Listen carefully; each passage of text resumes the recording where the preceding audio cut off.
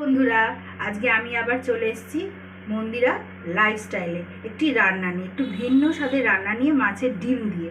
দেখুন বন্ধুরা, কি করব আজকে, মাছের ডিম দিয়ে কুমড়োর ছক্কা করব। শুধু কুমড়ো দিচ্ছি না, কুমড়ো, পটল, আলু আর যেগুলো লাগে, টমেটো, তারপর এখানে মশলা, আদা রসুন বাটা রয়েছে, গুঁড়ো লঙ্কা, হলুদ আর পেঁয়াজ। কড়াটা আমি বসিয়ে দিয়েছি, তেলটা গরম হচ্ছে। এবার আমি একে একে সবজিগুলো দিয়ে একটু নেড়ে চেড়ে নেব। আগে থেকেই আমি তেলটা গরমে বসিয়ে দিয়েছি, তেলটা গরম হয়ে গেছে। এবার একটু সবার আগে পটলগুলো একটু ভেজে নেব। এই পটলগুলো দিয়ে দিলাম। বাচ্চারা অনেক সময় সবজি খেতে চায় না, কিন্তু এভাবে যদি আপনি মাছের ডিমটা দিয়ে করে খাওয়ান, ওদের খুব ভালো লাগবে। কিন্তু আমার ছেলে কিন্তু এমনি সবজি খাবে না, এই মাছের ডিম দিয়ে এই প্রিপারেশনটা করে দিই, ওর খেতে খুব ভালোবাসে, ওর খেতে খুবই ভালো লাগে। এগুলো একটু ভেজে নিই, এগুলো নেড়ে চেড়ে নিলাম একটু। এবার আমি একে একে আলুগুলো দিয়ে দেবো। সবার লাস্টে না কুমড়োগুলো দেবো। কুমড়ো একটু আলুগুলো দিয়ে দিলাম।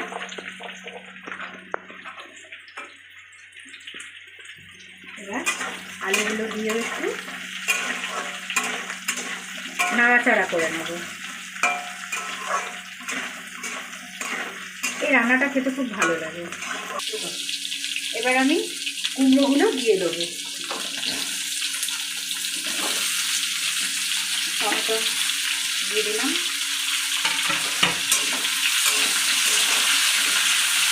পেঁয়াজগুলো দিয়ে দেবো।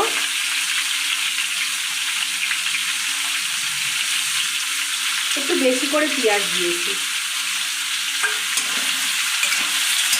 একটু বেশি করে পেঁয়াজটা দিয়েছি, যাতে টেস্টটা খুব ভালো লাগে।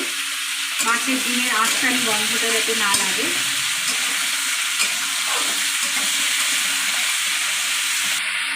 একটু নুন দিয়ে দেবো, একটু সামান্য এখন একটু নুন দিয়ে দিই, যেহেতু পেঁয়াজটা দিয়েছি, পেঁয়াজটা নরম হয়ে যাবে তাড়াতাড়ি।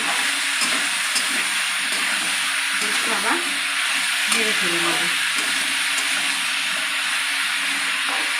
এই রান্নাটা হবে মিষ্টি মিষ্টি ঝাল ঝাল, একটু চিনি পড়বে, তারপর কুমড়ো এমনি মিষ্টি।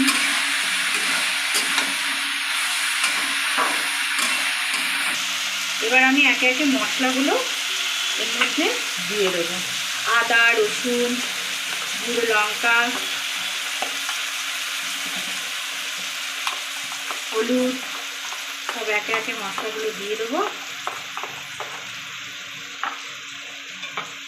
এবার নেড়ে ছেড়ে নেবো।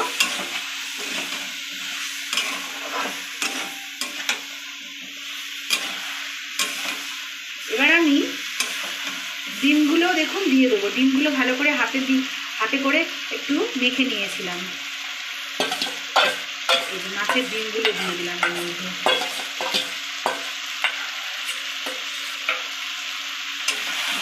দিয়ে এবার খুব ভালো করে কষিয়ে নেব।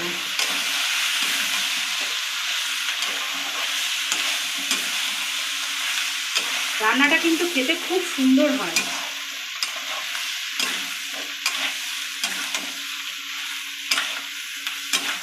বাচ্চাদের জন্য তো খুবই ভালো। বাচ্চারা এমনি পাঁচমিশালি সবজি করলে দেখবেন ওরা খেতে চায় না। মাছের ডিমটা একটুখানি ওরা পছন্দ করে, বেশিরভাগ বাচ্চারা দেখবেন মাছের ডিমটা পছন্দ করে। এরকমভাবে সব সবজি দিয়ে বাড়িতে একবার করে দেখতে পারেন।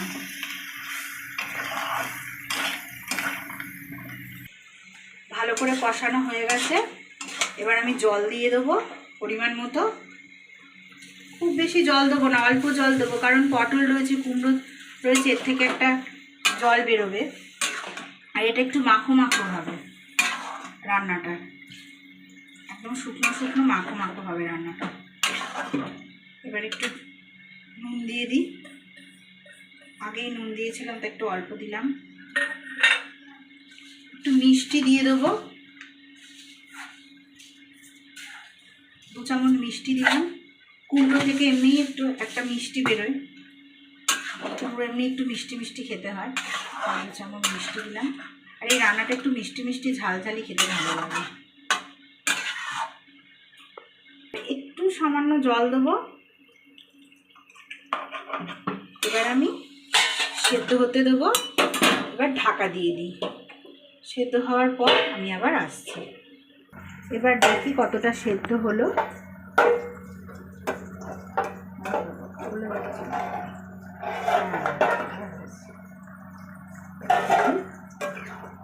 দেখুন কত জল বেরিয়েছে। কুমড়ো পটল সবজি দিয়ে প্রচুর জল বেরোয়, আর আলু জলটাকে টেনে নেয় রান্নায়। দেখুন সেদ্ধ 50% সেদ্ধ হয়েছে, এখন শক্ত আছে। আবার ঢেকে দিলাম রান্নাটা, আবার সেদ্ধ হোক, তারপর খুলবো 5 মিনিট পর। দেখে নেবো বন্ধুরা কতটা কি হলো। 5 মিনিট পর দেখছি। না,